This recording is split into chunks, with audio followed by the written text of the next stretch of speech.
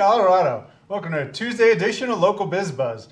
I'm your host, Larry Hers, and today in studio, all the way from Loveland, Colorado, I have Nora and Kevin from Five Freedoms Dairy. Welcome. Thanks for having us, Did I Larry. screw that up? No. Why are you laughing at me? I'm not. That's good. I'm not trying to be funny yet. Who's going to give me a history of the dairy? So I am. All right. So I'm Kevin McSweeney, and I started Five Freedoms Dairy 2 years ago. I started selling. I started the dairy industry since I was a child, but I'm a veterinarian also, and had a practice that dealt with the largest dairies in the country and world, and just didn't really like the direction the dairy industry was heading, losing that small farm, human-animal bond connection. So I started this and selling direct to have more direct contact with consumers and educate people in the direction of the dairy industry, and hopefully be able to affect that trajectory and keep some small dairies and that human-animal bond.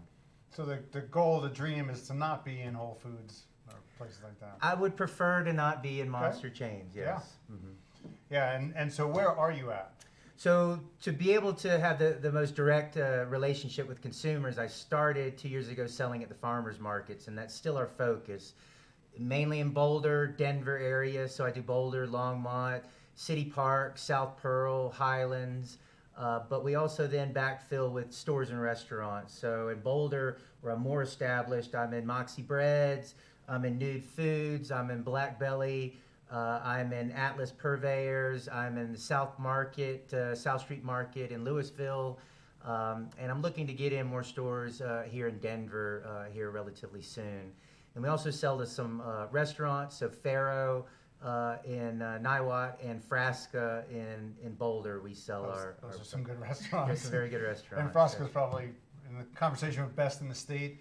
And I ate at Faro earlier in the year, and they've actually been on the show as well, and they blew me away. They're and they're great people. Yeah, I feel fortunate to work with people that appreciate the high quality and local and what we stand for. So it's good. And Nora, how long have you been with the company?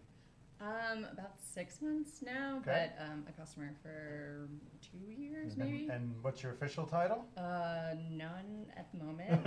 Assistant. So Nora just graduated from CU Boulder with a Okay. master's related to kind of what we do, and so she focuses more on the marketing side Okay. for us and the farmers markets. Oh, I got a great education before we started filming because I know nothing about dairy.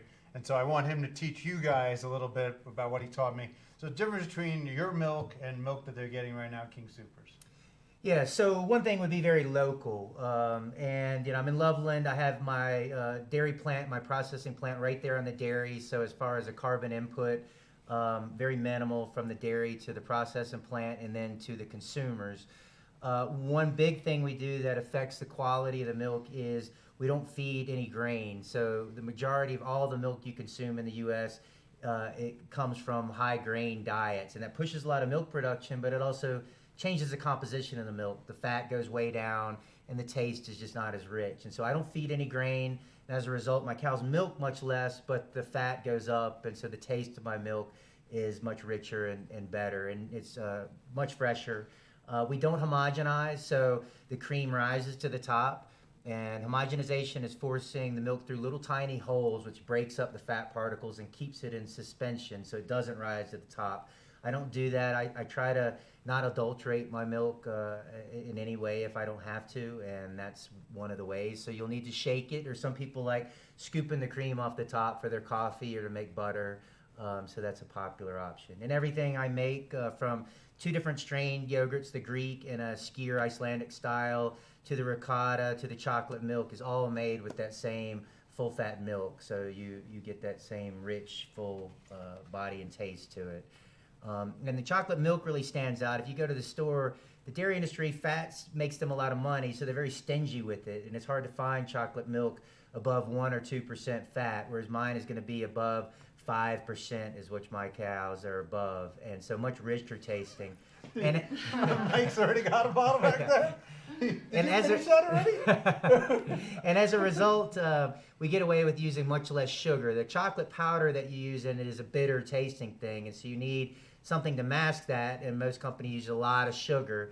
to do that. With our fat, we can get away with much less sugar. So these little pint size have only 12 grams of added sugar, whereas a normal Nestle or something would have 2 to 4 times that amount of sugar in it. So very popular among people.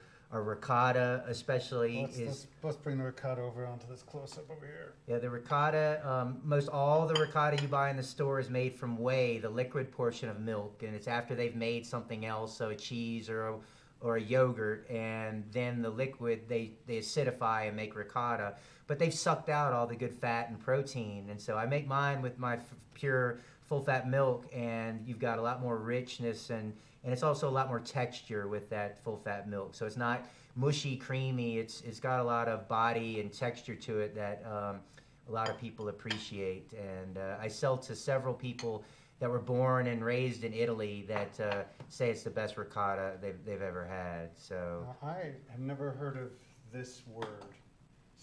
Skyr.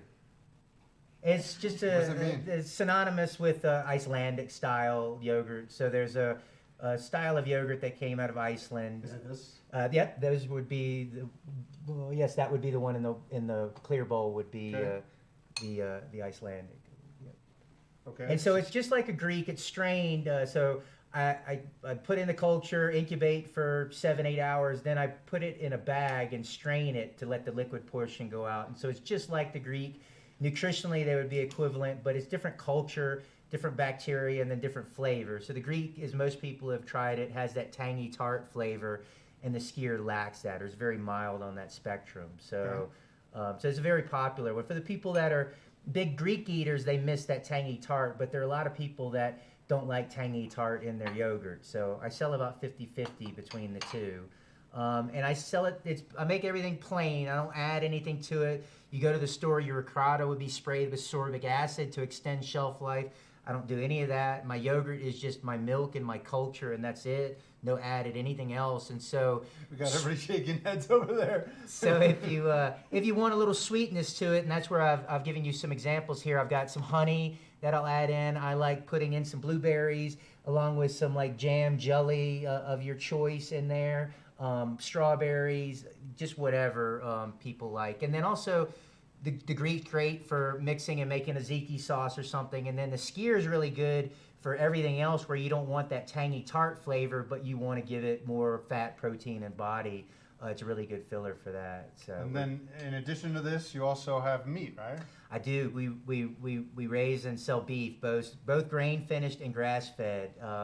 And what I do, I'm a veterinarian and had a practice where I specialized in reproduction. And so I can make embryos, and we have a small herd of Angus and Hereford that I will cross with Wagyu and make embryos and then transfer those into my dairy cows. And my dairy cows act as surrogates to the real high-end beef. And that's a very sustainable model. Instead of having two separate herds eating separate feed and defecating separate amounts, you combine the two. So my dairy cows make all these delicious dairy products and then also make very high-end beef products without consuming additional resources. So as far as a sustainability model, it rivals the inputs of chicken, which is a very efficient animal protein model. So how does it compare price-wise? Yes, it's more expensive, but not crazy. Okay. So it's comparable to what you would find for Horizon or some of the other Organic Valley, those type of things. And you got to think, not only do I feed differently, which limits my milk production and makes my cost of production more expensive, but the big thing for us is focusing on animal welfare. And it starts with, I leave the cows and calves together after birth for at least 5 months, whereas the industry average is they separate within minutes to hours. And so I share the milk with these calves, and as they get up to 3, 4, 5 months, they're consuming a lot of milk, which costs me money. That's right out of my pocket that I could be selling to people. Yeah. But I think it's important to give the calves the proper environment and nutrition that they deserve. So these bottles of milk at the market cost $6 for a half gallon. The chocolate milk is $7. My yogurts, these are $5 in the 8 ounce, and in the 16 ounce are for $9. My ricotta is $6 for an 8 ounce and $10 for that 16 ounce. And I'll also make mozzarella at times. And That I haven't made it in a few months, and with the cost of inflation, I'll have to adjust price. But I was selling 3/4 of a pound ball for around $12-13. So not crazy considering the Very things that reasonable. I do to manage. But People who want this product would not flinch at that price. Mhm. You know, people who know the difference. yeah. Anything else before we get out of here? We forget anything? I think my cows have names. So this was one of my favorites. Maya. This is myself with Maya. This is my favorite, Sissy, and this is what she loves to do: is rest her head on my shoulder and let me scratch her neck until she burps. Is kind of the final part of it. And this is her daughter, Sassy. And Sissy's daughter, Sassy, then has Saucy, and Saucy has had Sweetie, and so we have 4 generations all still living together there. This is Stella right here. They're going to love this here's when they Stella. watch this later. And, And then the were on calves YouTube with them, and Instagram. so and Sissy and Stella and several others, they love being petted on by people. So I encourage people to come and visit us and meet the cows. So Can they come visit you? yes, absolutely. Okay. What's your website? 5freedomsdairy.com. Okay. Pleasure to meet you too. Thanks for Great coming all the way meeting down you. here. Thank you, Larry. My pleasure. We'll be back for local Biz Buzz tomorrow. We got Pagoda Lab. I'm going to try his ricotta, which I'm really excited for. You made this, right? I did, yes. All right, looks beautiful. Let's eat. Oh, really good.